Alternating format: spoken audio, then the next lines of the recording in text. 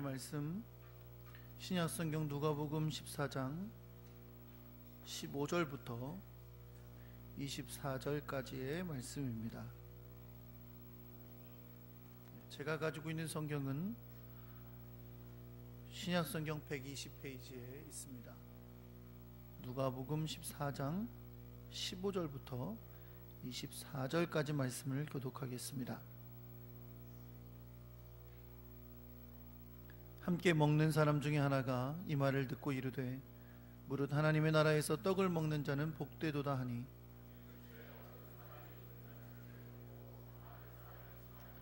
잔치할 시각에 그 청하였던 자들에게 종을 보내어 이르되 오소서 모든 것이 준비되었나이다 하매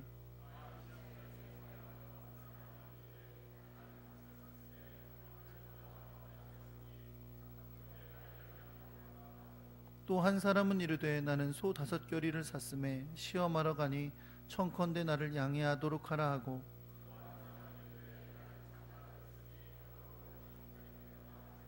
종이 돌아와 주인에게 그대로 고하니 이에 집주인이 노하여 그 종에게 이르되 빨리 시내의 거리와 골목으로 나가서 가난한 자들과 몸 불편한 자들과 맹인들과 저는 자들을 데려오라 하니라.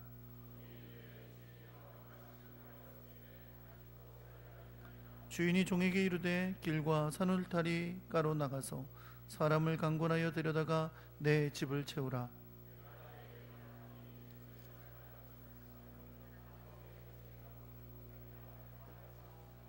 아멘.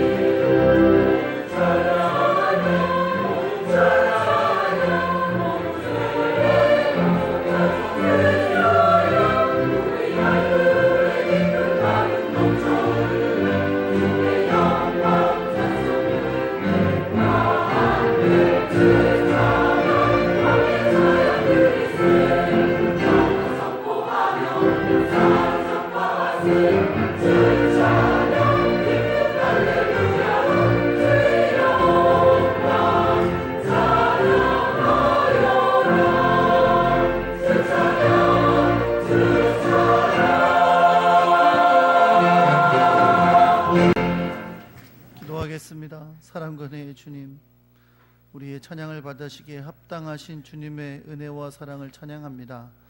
오늘도 우리를 주의 전으로 불러주시고 마음을 다하여 시간을 들여 예배하게 하시되 또한 우리 안에 주신 물질들 가운데 하나님의 것을 구별하여 드리게 하시니 감사드립니다.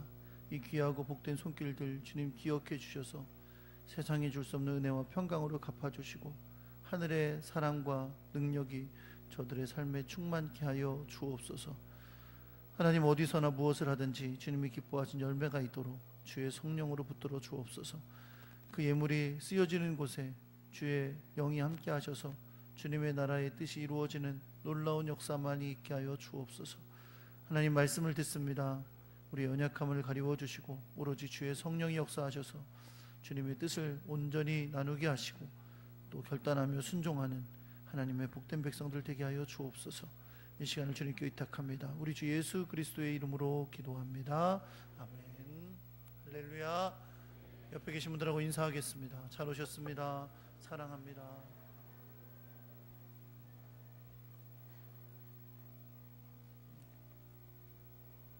주님의 크고 놀라운 사랑과 은혜가 여러분과 함께 하시기를 우리 주 예수 그리스도의 이름으로 축원합니다. 오늘 제가 예배를 위해서 이렇게 본당에 들어오는데 반가운 얼굴들이 있네요. 그래서 우리 드럼을 치는 승원이가 몇 년 만에 복귀해서 군대 가기 전에 드럼 치다 갔는데 아직 제대 못했죠? 며칠 남았죠? 했어요? 네. 언제 했어요? 어제? 네. 따끈따끈합니다. 네. 그래서 오늘부터 또 이렇게 주의 일을 섬기게 됐습니다. 우리 요한이가 드럼을 쳤는데 요람이 사실 중등부 교사거든요. 그래서 드럼을 치고 빨리 예배드리러 갔었는데 이제 승원이가 와서 바톤 터치가 됐어요. 좀 있으면 요한이도 군대 가겠지 뭐.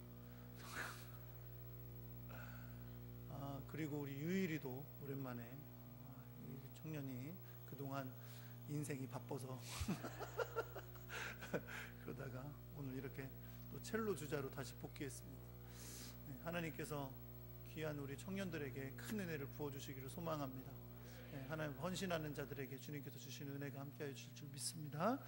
한번 따라해 보겠습니다. 아직도 자리가 남은 모든 것이 준비된 잔치.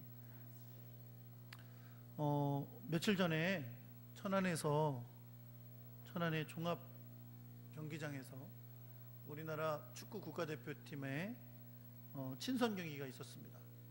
제가 우리 아들이 축구를 하다 보니까 자꾸 축구 얘기를 하게 돼요. 네, 너무 오해하지 마세요. 근데 이 파나마하고 이제 친선 경기를 하는 경기를 우리 천안에서 했습니다. 천안에서는 이 종합운동장이 생기고 난 이후로 국가대표 A 국가대표가 와서 친선 경기를 한 게 3번째인 것 같아요. 말리 전 한 번 했고 캐나다하고 한 번 했고 이번에 파나마랑 한 번 했어요. 그러니까 천안에서는 사실은 그렇게 흔한 일은 아닙니다. 3번째 경기를 했는데요. 사실 월드컵 전까지는 우리나라 국가대표팀이요 되게 인기가 없었어요. 축구를 자꾸 너무 못해가지고 그리고 별로 국민들이 원하지 않는 사람을 감독으로 세웠다고 얼마나 뭐라고들 해대고 그러는지 국가대표 경기를 해도 막 운동장이 비어 있고 막 그랬었어요. 근데 요즘은 우리나라 국가대표팀이 인기가 되게 좋습니다. 월드컵 마지막 경기 다 졌는데 마지막 경기 한번 독일전에 이겼다고 그때부터 인기가 높아지고요. 아시안 게임에 나가서 금메달 땄잖아요. 그러고 나서 우리나라 국가대표 선수들의 인기가 아주 이렇게 치솟았어요. 그래서 뭐 뉴스에 보니까 거의 아이돌급 인기다 뭐 이런 말들을 해요. 여러분들은 아이돌급 이런 거 잘 모르시죠? 뭔지. 그런 거 있어요. 그런 막 인기다 막 그렇게 이야기들을 하곤 하죠. 그래서 그런가 천안에서도요 경기를 한다고 이제 인터넷이나 앱에서 살 수 있는 그런 곳에서 이제 표를 팔거든요. 티켓 판매를 했는데 티켓 판매를 열자마자 얼마 되지 않아서 전부 다 매진됐어요. 이게 천안 종합운동장 25,000명을 수용한다는데 실제로 그날도 10,000원이 되는 그런 일이 일어났습니다. 근데 저는 사실 좀 의아했어요. 왜냐면 그동안도 우리나라 천안에서 경기를 2번 했지만 사실 그렇게 매진된 적은 없었거든요. 경기장은 나중에 차긴 했는데 매진 사태가 일어난 적은 별로 없었어요. 그래서 이게 어쩐 일인가 봤더니 그렇대요. 요즘 하도 이 축구대표팀 인기가 좋아서 사람들이 많이 찾아오는데 특별히 요즘 우리나라 국가대표팀 선수 중에요 이 어린 친구들이 있어요. 그 중에 이모 씨 아들 모승우 군이라고 이 친구가 인기가 되게 좋아요. 그러니까 그 소녀 팬들이 그렇게 많대요. 소녀 팬들이. 그래가지고 이승우가요 경기도 뛰지 않는데 벤치에 앉아 있는데 카메라를 딱 비치잖아요. 그럼 막 소리를 지르고 난리가 나요. 막 옛날엔 손흥민이 인기 최고였는데 요즘 이승우가 인기 최고예요. 근데 경기는 1초도 못 뛰었어요. 그래서 제가 깨달은 바가 있습니다. 우리 아들도 축구를 하니 깨달은 바가 있는데, 축구 선수는 관중한테 인기 있는 게 중요한 게 아니라 감독한테 인기가 있어야 돼. 그래야 경기를 뛰는 거예요. 아무리 관중들이 환호를 해도 감독이 안 뛰게 해줘요. 나 같으면 한번 뛰게 해주겠어. 그렇게 인기가 좋은데. 근데 감독이 1초도 안 뛰게 해주더라고요. 감독이 참 냉정한 사람이기도 한 것 같아요. 근데 여러분, 제가 뉴스를 보니까요, 천안에서도 경기를 하는데 입장하지 못한 소녀 팬들이 그렇게 많았대요. 그래서 바깥에서 앉아서 응원하면서 막 이렇게 서 있던 소녀 팬들이 그렇게 많았다고 합니다. 들어가지도 못해서 소녀 팬들이 많았다 그래요. 근데 제가 전에 2번 경기는 제가 다 보러 갔었거든요. 근데 갔을 때도 보았는데, 이번에는 특히 천안에 왜 이렇게 표가 빨리 팔려나갔나 분석을 해보니까요, 단지 많이 보러 와서만이 아니래요. 이 안표상들이 미리 표를 다 구입해가지고, 안표가 요즘 이제 국가대표팀 인기가 좋아서 표가 잘 팔리니까 안표를 그렇게 많이 구입해가지고 경기장에서 그렇게 많이 팔았다 그래요. 근데 이 소녀 팬들은 돈이 별로 없으니까 안표를 살 능력도 별로 없고, 나중에는 안표도 다 팔려나가서 자리도 없었다고 합니다. 사람들이 좋아하는 일은 그렇게 몰려요. 그렇죠? 서로 경쟁적으로 들어가려고 티켓 살 수 있는 사이트 열리자마자 들어가서 막 빨리 사가지고 구입하려고 하고 그렇게 합니다. 여러분, 만약 하나님의 나라를 들어가는 게 이렇다면 어떨까요? 하나님 나라는 다 들어가고 싶어 하죠. 그렇죠? 하나님 나라는 다 가고 싶어 하고, 다 하나님 나라의 백성이 되고 싶어, 하나님 나라에 들어가고 싶어 하는데, 만약에 이런 축구 경기처럼 인원이 제한돼 있어요. 14만 4천 명만 들어간다. 예를 들어서 이렇게 얘기하면 이단입니다. 어디 가서 우리 목사님이 14만 4천 명 들어간다 하더라, 그럼 큰일 나요. 예를 드는 거, 예를 들어서 하나님 나라는 14만 4천 명만 들어간다, 그렇게 제한돼 있어요. 그러면 하나님 나라는 다 들어가고 싶은데 13만 4천 명만 들어간다라고 제한되면 얼마나 난리가 나겠어요. 무슨 하나님 나라에 들어가는 안표를 파는 것도 아니고, 그렇죠? 얼마나 난리가 나겠습니까? 그런데 감사한 건 뭐냐면, 여러분, 요한계시록에서 말하는 14만 4천 명, 많은 이단들이 자기들이 14만 4천 명이어서 자기들만 구원받는다고 하니 14만 4천 명은 사실은 상징적인 숫자예요. 그렇죠? 하나님의 완전한 구원을 상징하는 구원의 숫자고요. 또 사실 요한계시록에 보면 하나님의 나라에서 온 세계 열방에서 몰려든 수많은 사람들이 각 나라와 족속과 백성 가운데 각 나라의 방언으로 하나님을 찬양하는 장면이 나오는데, 수많은 사람들이 열방 가운데 와서 주님을 예배하는 장면이 나옵니다. 그러니까 결코 구원받는 숫자가 그렇게 적지 않다는 것을 보여주는 거죠. 그래서 감사한 건 뭐예요? 하나님의 나라는 축구 선수들 축구 경기 구경하는 것처럼 숫자가 제한되어 있는 것이 아니라는 거고요. 또 좁아서 못 들어가는 것도 아니라는 거죠. 하나님의 나라는 뭐 하기만 하면, 믿기만 하면 모든 사람이 구원받을 수 있는 길인 것을 여러분 믿으시기 바랍니다. 그렇죠? 하나님이 세상을 이처럼 사랑하사 독생자를 주셨어요. 보통 이렇게 하면 따라합니다. 하나님이 세상을 이처럼 사랑하사 독생자를 주셨으니 이는 저를 믿는 자마다 멸망치 않고 영생을 얻게 하려 하십니다. 저를 믿는 자마다. 믿는 사람은 숫자에 제한받지 않고 공간에 제한받지 않고 하나님의 나라의 백성이 되는 줄 여러분 믿으시기 바랍니다. 그러나 그럼에도 불구하고 우리가 한 가지 기억해야 될 것이 있어요. 물론 숫자의 제한도 없습니다. 그리고 공간의 제한도 없어요. 좁아서 못 들어가지 않고 인원이 한정돼 있어서 우리가 그 순서에 들지 못해 들어가지 못하는 것도 아닙니다. 그러나 그럼에도 불구하고 중요한 사실은 분명히 시간의 제한은 있습니다. 모든 사람이 예수를 믿으면 구원받지만 언젠가 그 문이 닫히는 때가 온다는 거죠. 그렇죠? 예를 들어 내가 죽기 전에 예수님이 오시면, 예수님이 오실 때까지가 한계예요. 그때까지 주를 믿지 않는, 하나님의 나라에 들어오지 못한 자들은 구원을 받을 수가 없는 겁니다. 만약에 내가 예수님 오시기 전에 먼저 죽는다면 내 생명이 다할 때까지가 시한이에요. 내 생명이 다하면 그 이후로는 아무런 기회도 없다는 거죠. 하나님의 나라는 시간의 제한도 없고 공간의 제한도 없고 또 인원의 제한도 없지만 분명 우리가 알지 못하지만 언제인지 알지 못하지만 그렇죠. 우리의 수명도 언제까지인지 모르니까 알지 못하지만 분명 끝이 오는데 그때까지가 우리가 하나님 나라에 들어갈 수 있는 마지막 기회의 시간이라는 것을 우리가 기억해야 될 줄 믿습니다. 오늘 성경은요, 이 하나님 나라에 들어가는 것을 잔치라는 표현으로 설명을 하고 있어요. 왜 이러냐면 오늘 성경에 보니까 예수님이 지금 어디 계시죠, 여러분? 갈릴리 호숫가요? 아닌데 갈릴리에 계신 건 맞는 것 같아요. 그런데 어디에 계시죠? 잔치집에 있어요. 누가 베푼 잔치집이에요? 지난 주일 저녁에 이어서 성경 퀴즈 대회를 계속 하고 있는 거예요. 바리새인 중에 지도자가 베푼 잔치, 언제? 안식일에 베푼 잔치에 들어가 있어요. 여러분이 잘 이렇게 기억 못하시고 그래서 얼마나 감사한지 몰라요.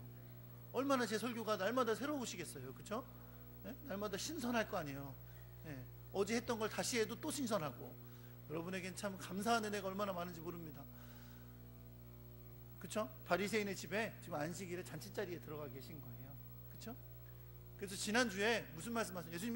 예수님은요 성도들을 가르치실 때, 제자들을 가르칠 때 그 상황을 통해서 가르치세요. 항상 어떤 사람이 질문을 하거나 어떤 상황이 있을 때 그걸 가지고 가르치시는데 지금 예수님은 잔치자리에 계시잖아요. 그 지난 주간에 여러분이 지금 지난주에도 그것도 다 잊어버리고 계실 테니까 지금 다시 설명해 드리는 거예요. 그러니까 오늘 설교를 2번 해야 돼요. 지난 주간에 잔치자리에 계시니까 이 잔치자리를 통해서 하나님의 백성들은 자기가 대하는 모든 삶에 어떻게 살아가야 되는지를 가르쳐 주셨어요. 그래서 어떻게 해요? 잔치에 참여하는 사람들, 초대받아서 온 사람들은 어떻게 해라? 잔치에 참여할 때 높은 자리에 앉지 말고 저 끝에 가서 앉아라. 높은 자리에 앉았다가 죄송한데 밑으로 내려갈 줄 모르면 얼마나 창피하냐는 거죠. 차라리 저 끝에 앉아 있어서 보시오, 위에 올라가 앉으십시오 하면 영광이 된다, 그렇게 말씀했어요. 그렇죠? 또 잔치를 초대하는 사람들은 어떻게 하라 그랬어요? 네, 벗이나 친족이나 부유한 사람들 초대하지 말고 어떻게 하라고요? 가난하고 맹인들, 저는 자들, 불쌍한 사람들, 그러한 사람들을 초대해라 라고 말씀하셨어요. 왜? 그들은 갚을 수 없는 사람들이어서. 만약에 갚을 수 있는 사람이면 그것은 너에게 상이 되지 않는다는 거예요. 갚을 수 없는 사람이 베푼 것은 언제? 우리가 부활할 때에 갚음이 되리라 라고 말씀해요. 지난주에 여러분 말씀 나눴죠? 가난한 자들에게 베푸는 것은 하나님께 구워줌이 되는 것이다 라고 말씀했어요. 그렇죠? 그렇게 말씀을 예수님이 하시니까 그 가운데 말씀을 듣고 있던 한 사람이 이렇게 말했어요. 뭐라고 그랬냐면 하나님의 나라에서 떡을 먹는 자는 복이 있다, 이렇게 말을 했어요. 그 얘기를 듣고서 갑자기 떠오른 말인가 봐요. 예수님이 부활할 때에 주님께 주시는 것을 주님이 갚아주신다 했더니 아마 그 마지막 날 주님이 모든 사람이 부활하고 주님이 다시 오시는 그 마지막 날을 생각했던 것 같아요. 그래서 그날에 그런 말을 하는 것을 볼 수 있습니다. 사실 이 유대인이 이런 말을 했던 것은요, 이사야서 말씀을 근거로 한 거예요. 이사야서 25장 6절에 보면 이런 말씀이 있습니다. 만군의 여호와께서 이 산에서 만민을 위하여 기름진 것과 오래 저장하였던 포도주로 연회를 베푸시리니 곧 골수가 가득한 기름진 것과 오래 저장하였던 맑은 포도주로 하실 것이라 했어요. 유대인들은 이 말씀을 근거로 어떻게 생각했냐면 이 세상의 끝이 오는 날 메시아가 베푸는 잔치가 있고 그것에 참여하게 되는 것이 하나님 나라에 이르게 되는 것이다 라고 표현했어요. 그러니까 하나님 나라가 완성되는 날 메시아가 베푸는 잔치에 참여하게 될 거다라는 게 유대인들의 생각이었다는 거죠. 그래서 이 사람이 예수님의 말씀을 듣고 뭐라고 얘기했다고요? 하나님 나라에서 떡을 먹는 자가 복이 있다 라고 말한 거예요. 그러니까 하나님 나라에 들어가서 그 잔치에 참여하게 되는 자가 복이 있다 라고 말한 것이죠. 사랑하는 성도 여러분, 그런데 우리가 여기서 한 가지 염두에 두고 넘어갈 것이 있어요.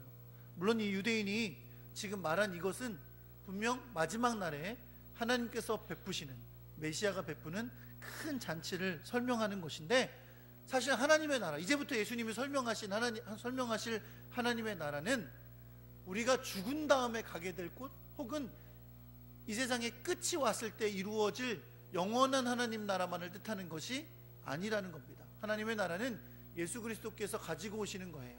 예수 그리스도의 십자가와 부활 안에서 예수님이 이 땅에 이미 시작하신 나라가 하나님의 나라인 줄 여러분 믿으시기 바랍니다. 그러니까 여러분과 저는 이미 하나님 나라의 백성입니다.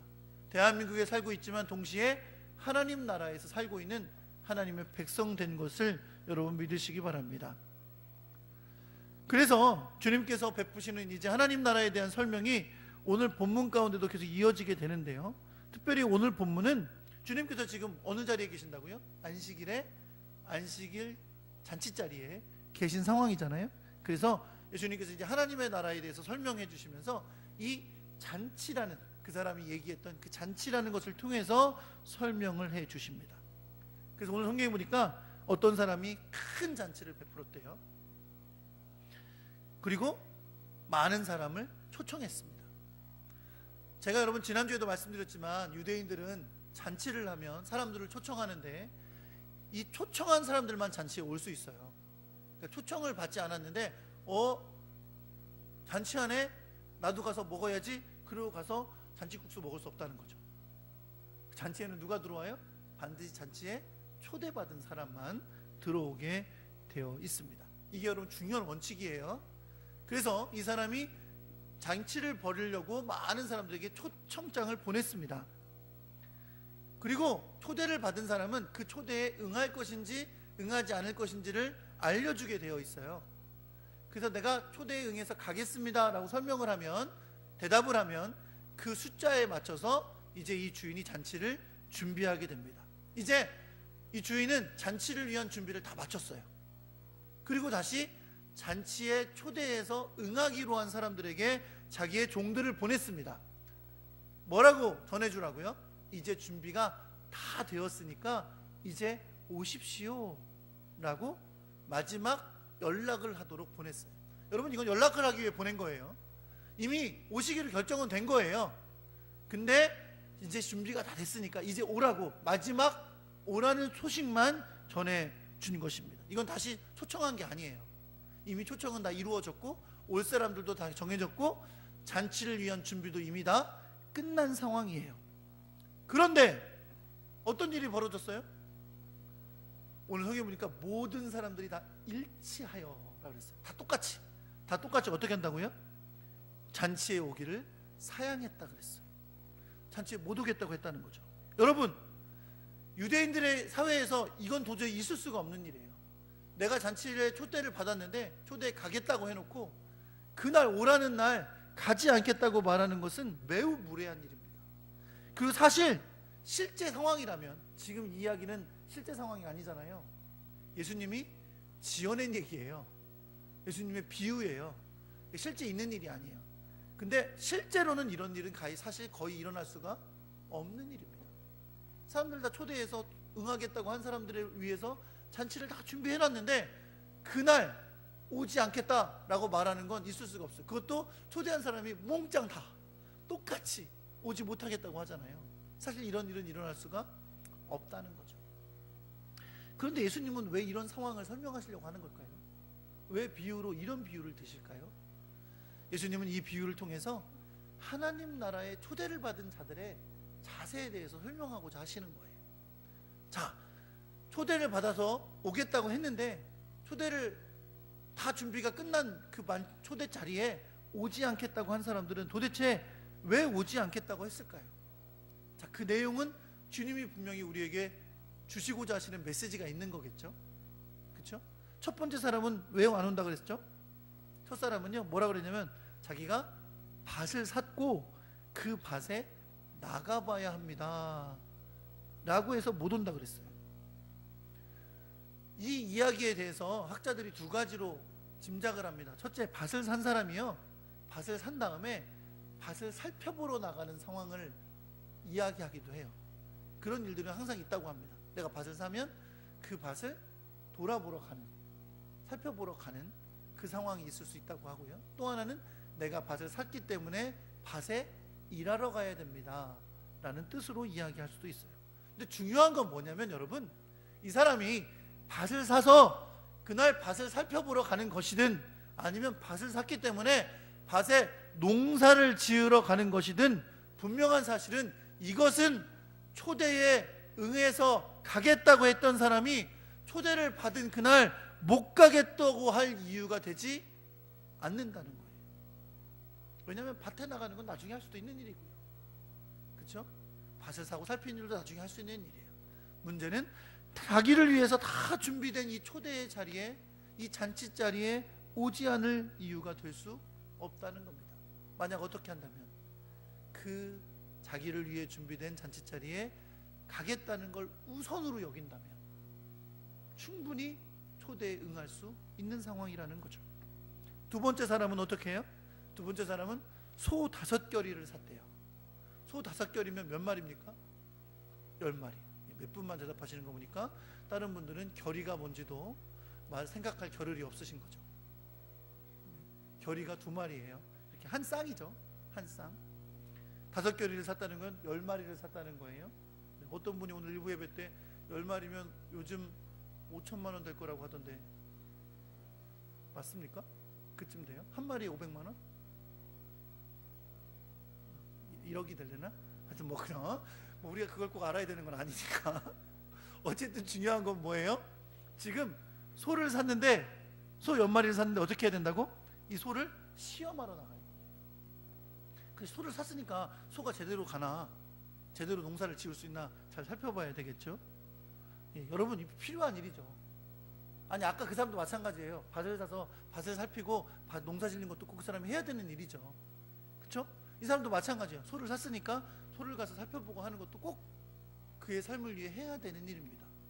그런데 그럼에도 불구하고 중요한 건 뭐예요? 이것이 자기를 초대해서 내가 초대에 응하기로 했고 그래서 나를 위한 잔치가 준비되어 있는데 그곳에 가지 못한다고 할 이유가 될 수 없다는 거예요.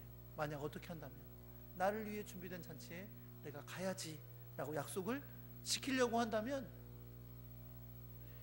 소를 사서 소를 시험하는 것은 나중에 미뤄두고 할 수도 있는 일이에요. 지금 이 사람은 그걸 우선으로 해야 되니까 이 자기를 위해 준비된 잔치에 가지 못하는 거죠.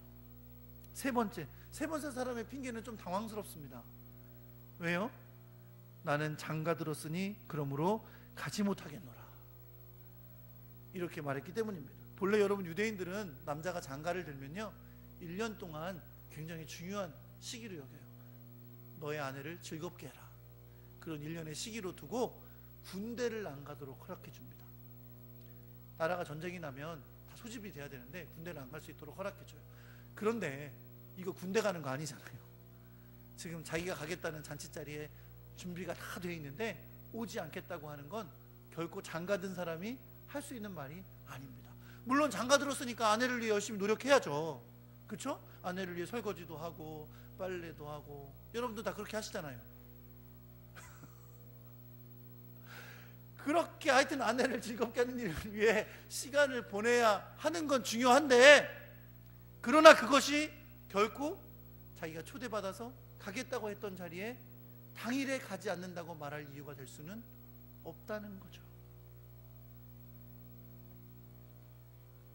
그런데 이들은 그 초대받은 자리, 자기들을 위해서 준비된 잔치에 가는 것보다 자기들의 삶의 문제, 당장 닥쳐있는 여러 가지 문제들을 우선에 두었기 때문에 그 초대에 응하지 못했던 것입니다.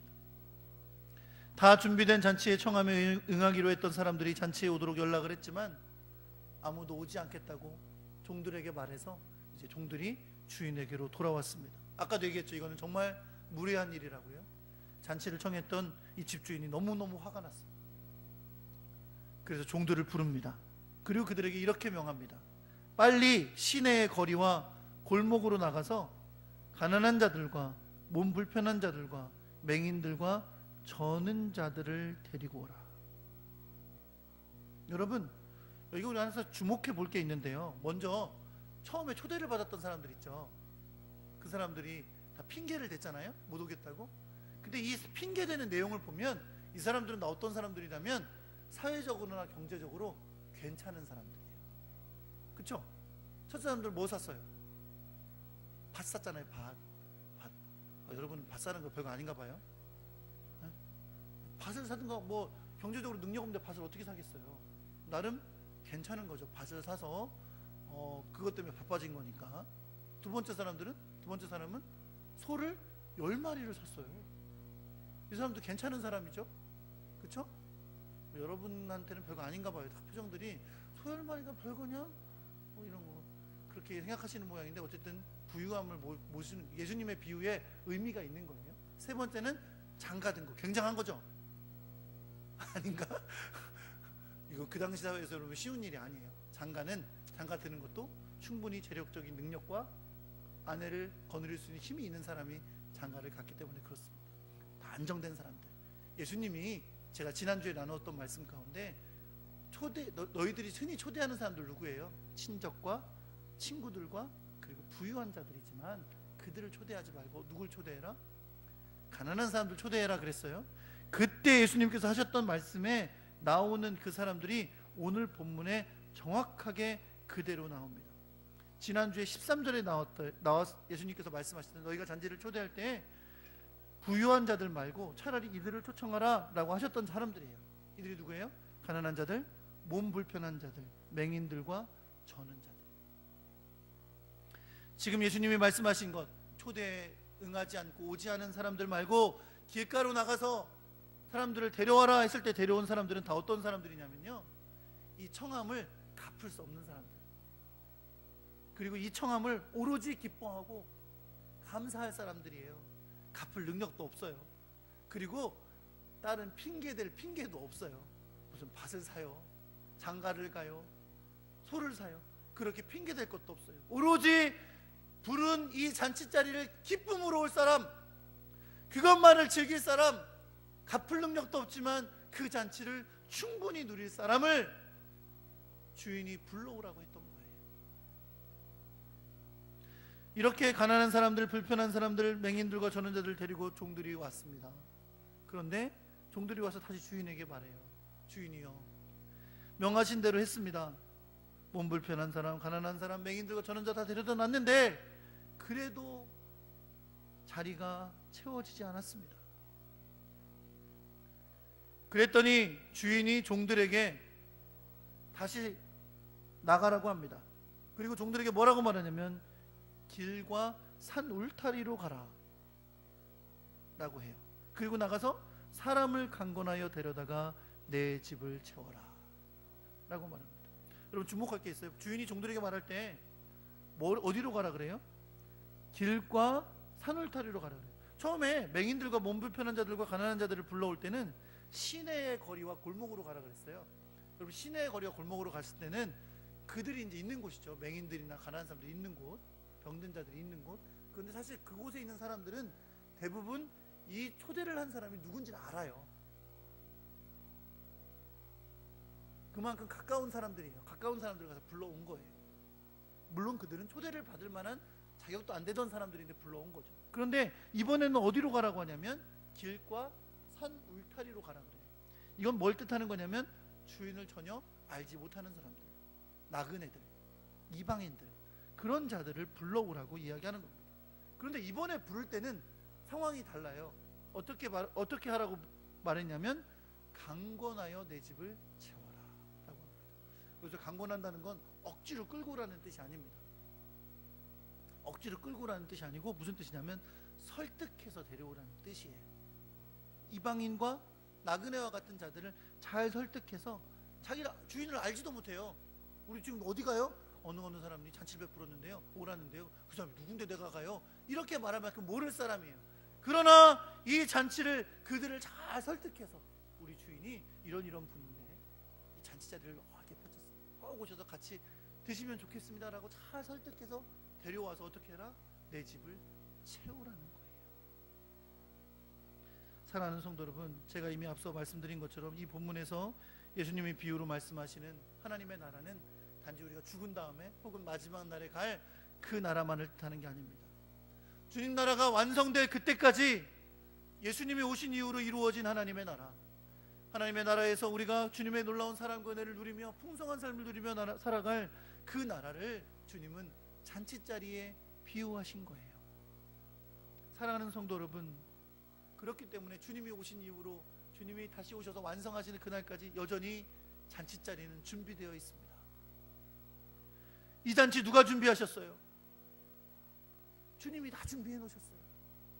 이미 다 준비됐어요. 우리가 가서 음식할 필요 없어요. 테이블복 할 필요 없어요.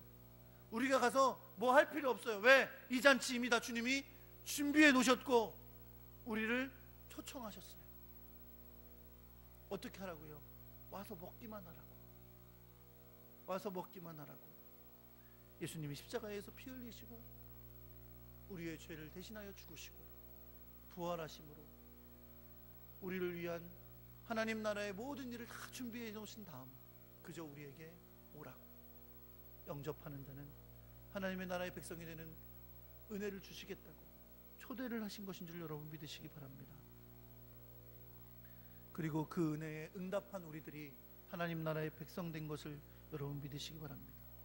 근데 아직도 많은 사람들은 이 초대에 응하지 않습니다. 여러 가지 이유가 있습니다. 잔치에 가지 못할 내 삶의 바쁨도 있습니다. 조건들도 있습니다.